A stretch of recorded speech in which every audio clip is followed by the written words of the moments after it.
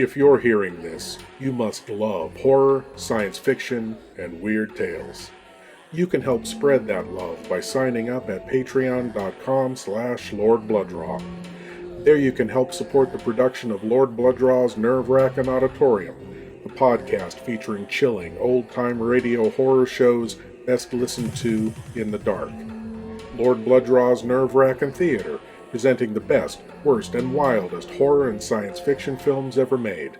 And Captain Paxar's Star Cadet Hour, the kind of show kids in the 60s and 70s would run home from school to see, featuring classic science fiction heroes like Flash Gordon, Tom Corbett Space Cadet, Captain Zero, and many more. Plus, if you sign up, you'll have access to exclusive content available nowhere else, like Lord Blood-Rah's B-movie reviews, radio episode commentaries, and more. Sign up today at patreon.com/Lord Blood-Rah for the love of horror. I'm so glad you're here. Allow me to introduce myself. I am Lord Blood-Rah. I host horror and science fiction films on my TV series, Lord Blood-Rah's Wrackin Theater, but here, in this cool, intimate darkness, I'll be presenting tales of horror and the uncanny solely for you, alone. In this auditorium within your mind, you will coalesce the settings and the players from the ether of your imagination. Your terror will be your own creation. This is the sorcery of sound, the subtle magic of old-time radio, horror.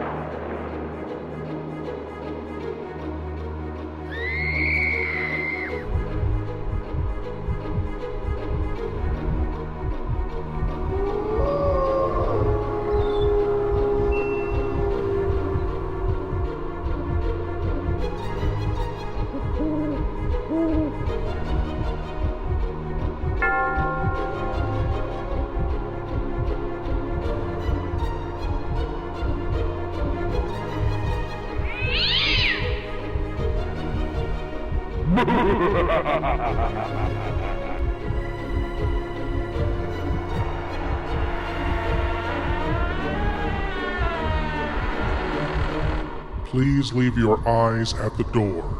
You will not need them. This is Lord Blood-Rah's Wrackin Auditorium. To paraphrase one of my favorite movies, I can't help thinking somewhere in the universe there has to be something better than human beings. There has to be.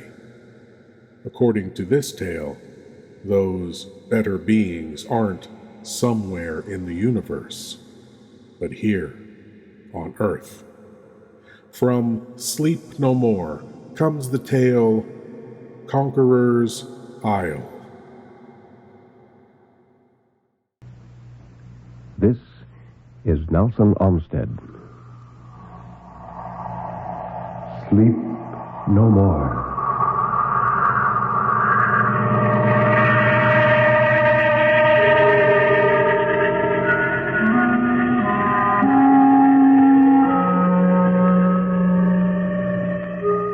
Sleep no more. Turn down the lights. Sink back in your chair and don't look into the shadows. In the shadows, there may be moving things. Tonight, it may be, you will sleep no more.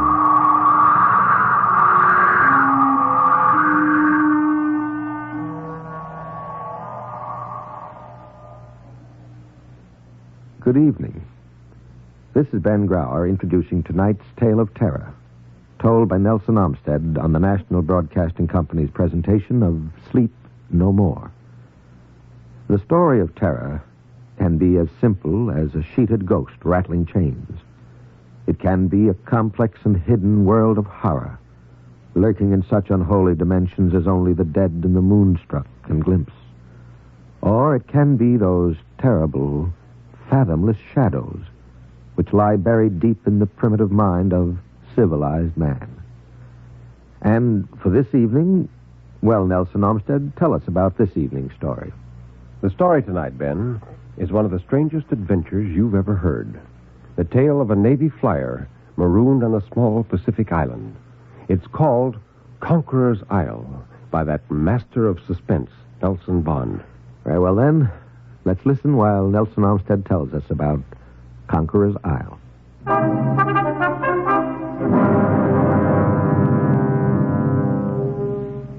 As soon as Lieutenant Commander Gorham entered his room, Brady began to pour out his story. He spoke with tense, white-knuckled ferocity, his eyes intent on those of the older man. He said, You've got to believe me, sir. It sounds utterly impossible, I know. It sounds crazy. That's why I'm here. But it's the truth, and you've got to believe it. You've got to, sir. Lieutenant Commander Gorham sat down and said quietly, At ease, Lieutenant. I'm here to consult with you as a physician, not order your cure as a superior officer. Now, suppose we ignore the braid while you tell me about it. Joe Brady smiled. It was his first smile in weeks, and his face could not quite accomplish it. His lips twisted jerkily, but his eyes remained blank windows into torment. And he said, Thank you, Doctor. Where would you like me to begin? Gorham shuffled the pages of the lieutenant's case history and said, Well, now let's see. It says here that you are Lieutenant J.G. Joseph Travers Brady, Navy flyer, and you were assigned to the USS Stinger, an aircraft carrier. Is that right? Yes, sir. Well, it's your story, Brady. You know what you want me to believe. The trouble began, I understand, in your last bombing mission. That's right, sir. Or rather, that's when my troubles began. Well, the thing's been going on for longer than that, much longer. And someone's got to do something, Doctor. Time is racing by with every passing day. They grow stronger. I've got to make people understand. Yes, Lieutenant. But suppose you start at the beginning. Now, what about that unfortunate last flight? His calm, matter-of-fact tone had a soothing effect on the younger man. Brady's voice lost its high note of hysteria, and he settled back in his chair, covering his eyes for a few moments, as if to think about this terrible story he had to tell.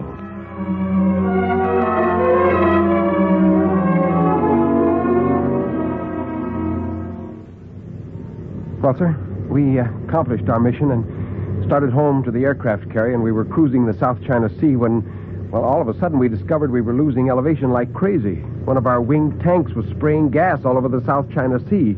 We weren't worried, though. Navy watches out for its own, and we knew that an hour after we were forced to our life rafts, a rescue party'd be out to pick us up. So we reported the bad news to the squadron leader, and with no great dismay, watched the rest of the flight dwindle to black dots as we lurched along, coaxing every last possible mile out of our ruptured duct. It'd be annoying, we thought, and a nuisance, but it wouldn't be dangerous. That's what we thought, being logical guys.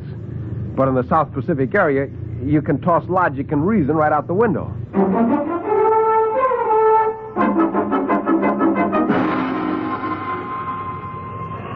About 10 minutes after the rest of the flight had disappeared, a shrieking 100-mile gale picked us up and whirled us like a button on a hen-coop door. How long we rode that thing, I haven't the faintest idea. It grabbed us and spun us as if we weighed ounces instead of tons. We had no way of climbing above the storm, of course. We just had to sit there and take it. All three of us were nerve-shattered, bone-bruised, and dog-sick from the storm's beating, and not one but would have cheerfully given up a year's shore leave to be clear of this mess. And then suddenly as it had sprung from nowhere, the typhoon passed. 1 minute we were standing on our ears in a maelstrom of wind and rain, and the next, the skies were crystal clear, and a benevolent sun beamed down on a blue, tranquil sea, while under the shadow of our wingtips lay a pink and green sanctuary of a tropical island. We came in for a landing on the beach. I wish I could tell you what island and where it was, but we'd been twisted and battered and bounced around so badly and for so long that none of us had any idea where we were. We might have been 1 mile or 50 or 500 from where the typhoon struck us. But wherever it is, we've got to find that island again. We've got to, because it's their island. Unless we find it and destroy them... well, I'm sorry, Doctor, but I feel so deeply about this thing. Well, anyway, we reached the island, which, as far as I can tell, is uncharted.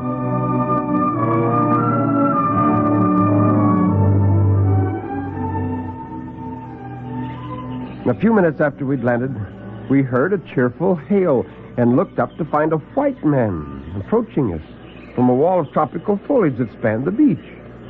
There were several of them, and they smiling and unarmed, and they welcomed us in English with courteous enthusiasm. They had seen us land, said the head of their party, who introduced himself as Dr. Grove, and had hurried out to meet us in case anyone needed medical assistance.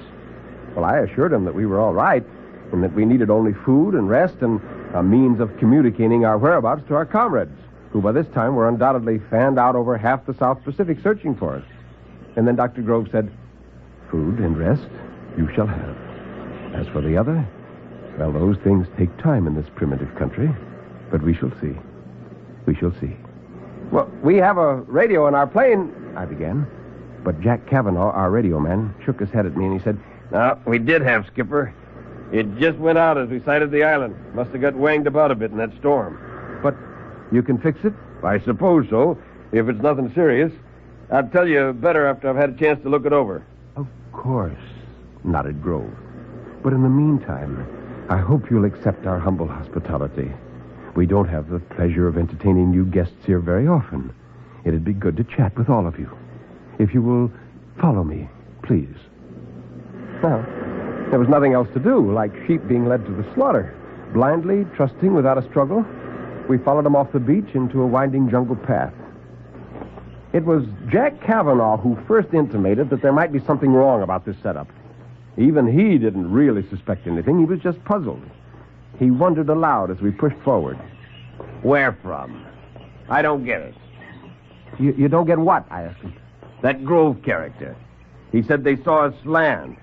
Only where from? Where the devil do they live? In the trees? I had a good look at this island just before we landed. A good long look. I didn't see the sign of anything that looked like a house." "By heaven, you're right. I didn't either. I wonder if..." But my question was answered before I voiced it. We stopped before a sort of concrete shelter under a sprawling banyan tree, so perfectly camouflaged that you could hardly see it from 10 yards away, much less from the air. Dr. Grove smiled and said, "Here we are, gentlemen." And he touched a button, and a shelter door slid open. "If you will be good enough to enter." And I said, "Enter what? That?" "Well, now, don't be alarmed. It's merely an elevator. This entrance is from the ground level." "An elevator in this jungle? Well, what kind of monkey business is this, anyhow? Do you mean to tell me you live underground?" "My dear Lieutenant, I'll be glad to explain everything later. It's all very simple, but first I must insist that you..." "Oh, so now you're insisting, huh? Suppose we prefer not to step into your mysterious little parlor, then what?" "Well, then, I should be compelled most regretfully to enforce my request." "Is that right? Well, guess again, pal." I took out my automatic and held it on him, saying, "This is one detail you seem to have overlooked." "I overlooked no details, Lieutenant. Would you be kind enough to fire your gun?" Well, I stared at him, baffled. He wasn't stalling. You can feel things like that. He was amused, superior. And Jack said, "Watch yourself, Skipper. It's a trick. He wants you to shoot. The sound will bring help." "Wrong, my friend. I need no help." And he slipped a hand into his breast pocket. "Very well. Since you won't accept my invitation..." Well, shooting was risky, but I had no choice. "Okay," I snapped. "You asked for it." And I squeezed the trigger, but nothing happened. And I don't mean that the gun missed fire or that it jammed. I mean it just didn't go off, that's all. There wasn't a thing wrong with it mechanically. Later, I took it down piece by piece and examined it. It was perfect. But it just wouldn't fire on that island. I soon found out about that. About that and a lot of other things. Dr. Grove just looked at all of us and shrugged his shoulders. He was very calm about it all, and he said, "You see, now perhaps you will be kind enough to step into the shaft." "Not on your life. I don't understand what's going on here, but whatever it is, I don't want any part of it. Now, come on, gang, let's get out of here." "I'm sorry. You forced me to use harsh measures. Believe me, I do so reluctantly." From his breast pocket, he drew a slender tube about the size and shape of a fountain pen, and he pointed it at me. At us, I should say, because from it suddenly flowed a silver cone of radiance. I started to rush him, but I couldn't move as that curious silvery radiance engulfed me. It wasn't a gas. It was odorless and tasteless. It didn't burn or sting or cause pain in any way. It just sort of hummed. But it was as though I had charged into an ocean of lambent cobwebs to become enmeshed in a shroud of moonbeams. I could neither move nor speak, and everything was so confused that for a while I didn't know what happened.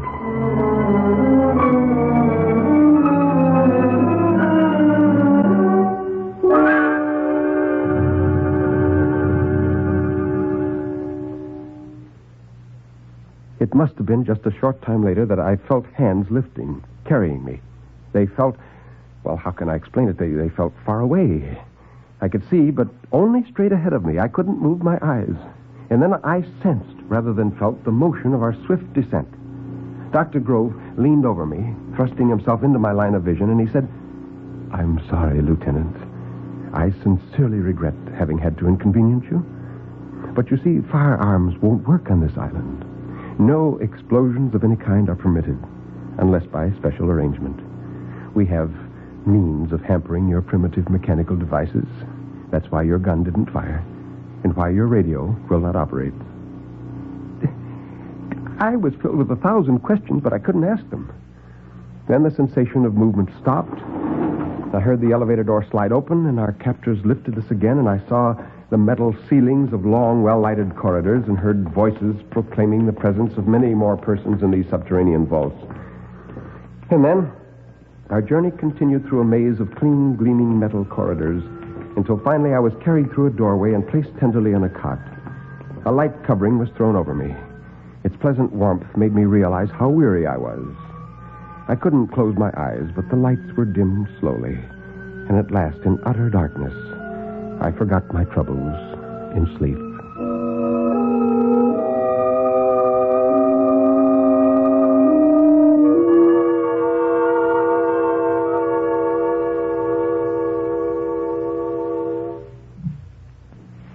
I don't know whether the return of lights awakened me or whether some unseen control automatically brought back the illumination when I awoke.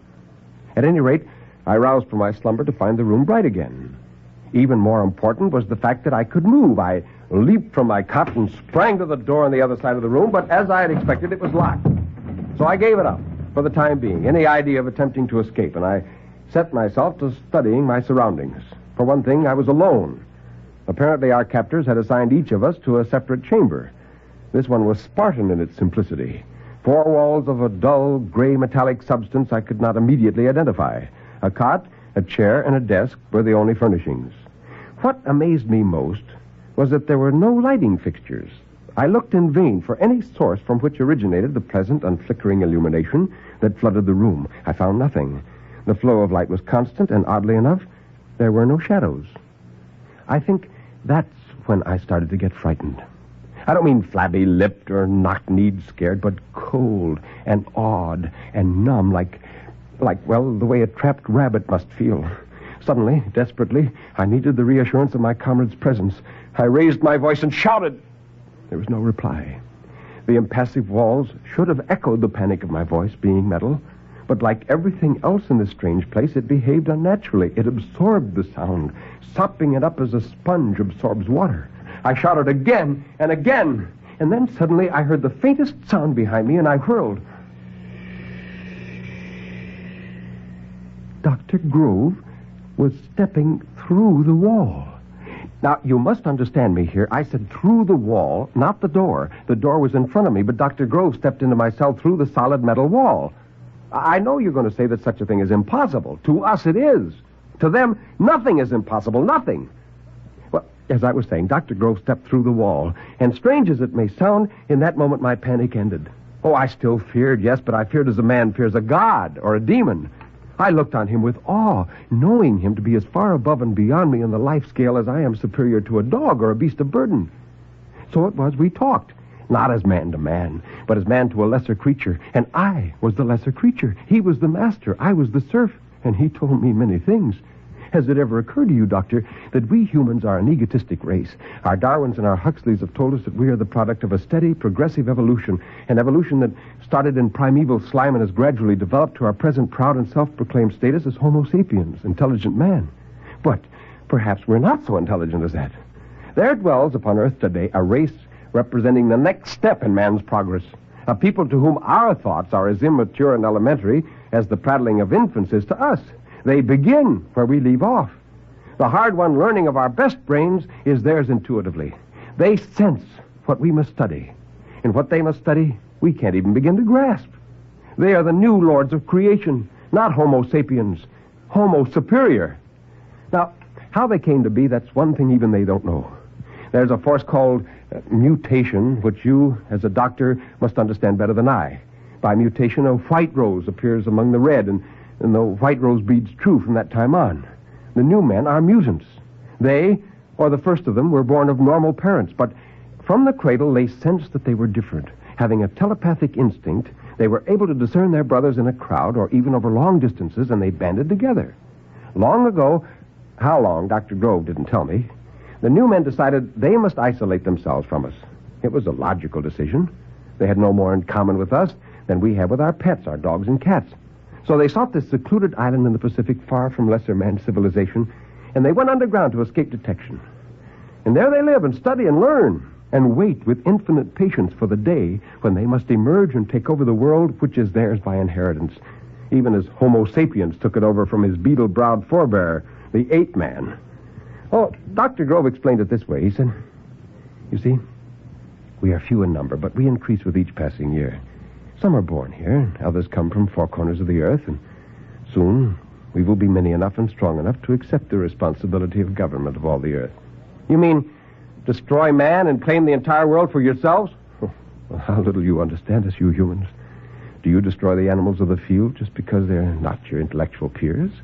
Our obligation is to keep and protect you, to act as your friendly guardians in a world that will be strange to you and frightening. Yes, frightening. I saw the dread and horror in your eyes when I walked in. You didn't understand how I passed through a wall that to you seemed solid, and not understanding, you feared. Yet, there is nothing supernatural or fearful about what I did, about what any of us can do at will. There is no such thing as a solid in a universe wherein all things, size and dimension and substance, are but relative. We know there is room, and to spare, for the molecules comprising our bodies to pass unhindered through the molecules comprising these walls. We simply make a necessary mental adjustment and walk where we will. It's an ability as basic, as fundamental to us as breathing is to a person like you. Well, then, what is your plan for man? Well, your question should be, what is nature's plan for man? And I believe the question answers itself. The answer lies in history. What became of nature's earlier experiments? The giant reptiles, the anthropoids, the men who dwelt in caves and trees. Well, they died out. Civilization passed them by. They fell before the onrush of higher life forms. Even so. But you have our pledge that we will be kind. So you see, that was the essence of the matter. These new men are intelligent, 1,000-fold more intelligent than we. And being that great step farther along the path to perfection, they are born with the instinct to gentleness. That's why they're weapons, anesthetize, but don't harm. They cannot kill. Oh, I could go on for hours relating what I heard and saw during the 3 weeks I was prisoner in the subterranean refuge of this new man. I'll tell you only a few things, because you, like the others, must think that I'm mad. But there are some things you should know. Those metal cells hold more than 200 humans like you and me, men and women who have stumbled by accident upon the hideaway island and have been restrained there lest they go back and tell the world of the conquest to come. Oh, I could quote names that would amaze you. A famous author and traveler whose ship disappeared some years ago in the Pacific. Yes, a big game hunter supposedly killed. An aviatrix for whom a dozen fleets sought in vain. Yeah, they are there. Oh, I could tell you something else that would make the small hairs creep in the back of your neck, if you dared let yourself believe it. They are here among us, already, the new men. As their hour of ascendancy approaches, they are paving the way for their bloodless conquest. Some of them have left the island and have taken their places in our world. You can see the master plan. A handful of them settle in key spots, Here, a politician. There, an industrial magnate. There, an author whose every word is gospel to his readers. Now, what chance has a race of underlings to combat them when they strike? And they will strike. And soon. And when they do, that will be our end as rulers of the earth. For they can't fail in anything they try. Now, we as a people are strong, but they are omnipotent. Now, that's why you've got to make yourself believe me, no matter how crazy this sounds. You've got to, Doctor. From the broader point of view, perhaps it's better they should inherit the earth, but I'm human. I don't want to fall before a higher culture, no matter how superior. I want to live. And if we want to live, they must die. Their island must be destroyed, utterly and completely. An atomic bomb could do it. Now, well, after what I've told you, I know you're wondering how I escaped from their island without outside help. Well, I was able to escape because I took advantage of their one weakness. They cannot willfully cause any creature pain. Knowing this, I begged Grove to take me to the surface so I could get some things from the plane. Some personal things, I told him. Pictures of my loved ones that I'd hidden in a secret compartment. And he agreed. We'd been on friendly terms for some weeks, and he suspected no treachery. That is a human trait. They cannot conceive of guile or deceit. He was careless, and I was desperate. He turned to look when I cried out and pointed to something behind him. He never knew what hit him. I don't know whether my rock killed him or not. I hope not. Well, the plane, of course, was useless, but there were self-inflating life rafts, and the water was only yards away, and I paddled from that devil shore with the strength of a madman. Now, you know the rest. How my food and water ran out. How they found me raving in delirious days or maybe weeks later. Sun-blistered and more than half dead.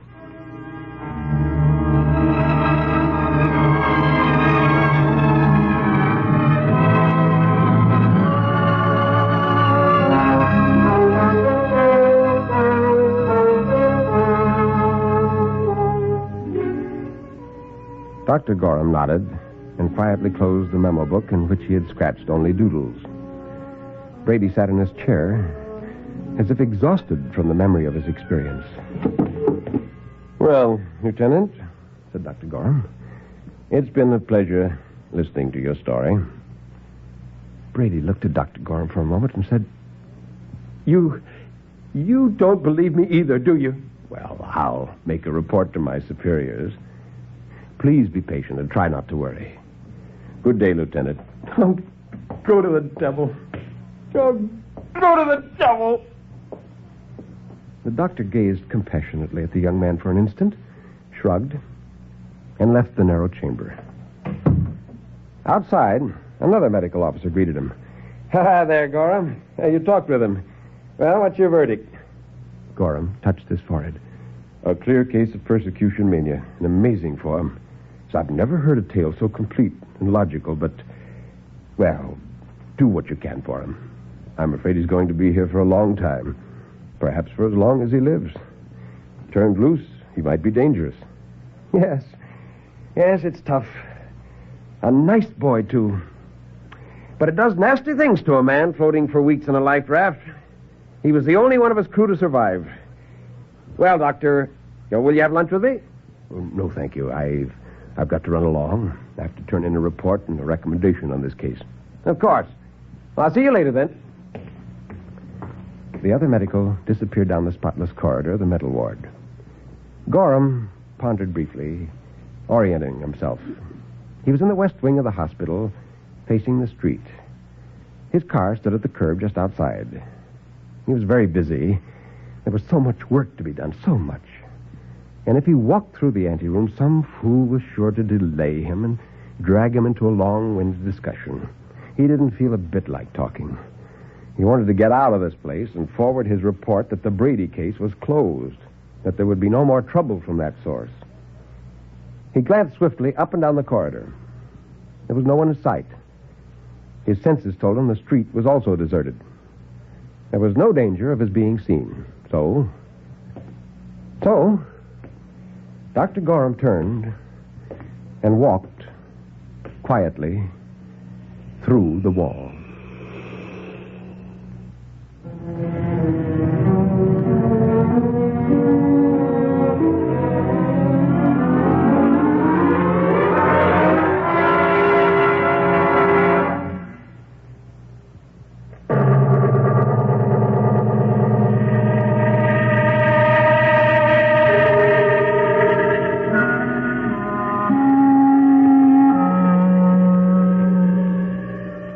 can turn up the lights now. You can look around you. Nobody is there, really. Everything is all right, isn't it?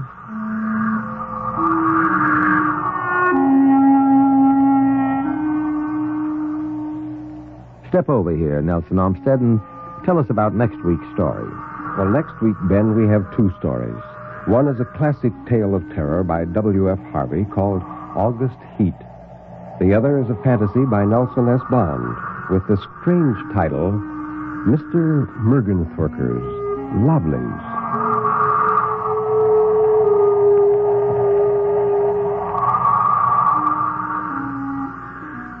You have been listening to Sleep No More, an NBC Radio Network production directed by Kenneth McGregor. Mr. Armstead's albums are recorded exclusively for Vanguard Records. Until next week, when Nelson Armstead will again be here in person, this is Ben Grauer bidding you good night.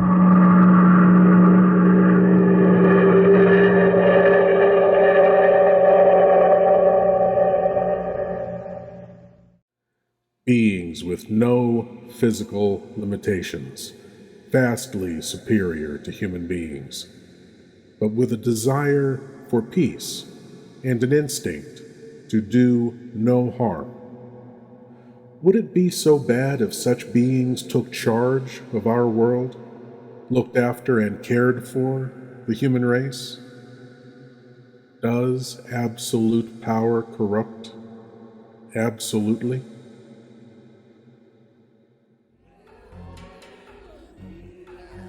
To explore the magic of old-time radio horror more deeply, take a peek behind the curtains of the Nerve-Wrackin Auditorium by signing up at patreon.com/Lord Blood-Rah. Thank you for joining me in the Nerve-Wrackin Auditorium, and I hope you'll come again. But now it's time for you to rejoin the, real world.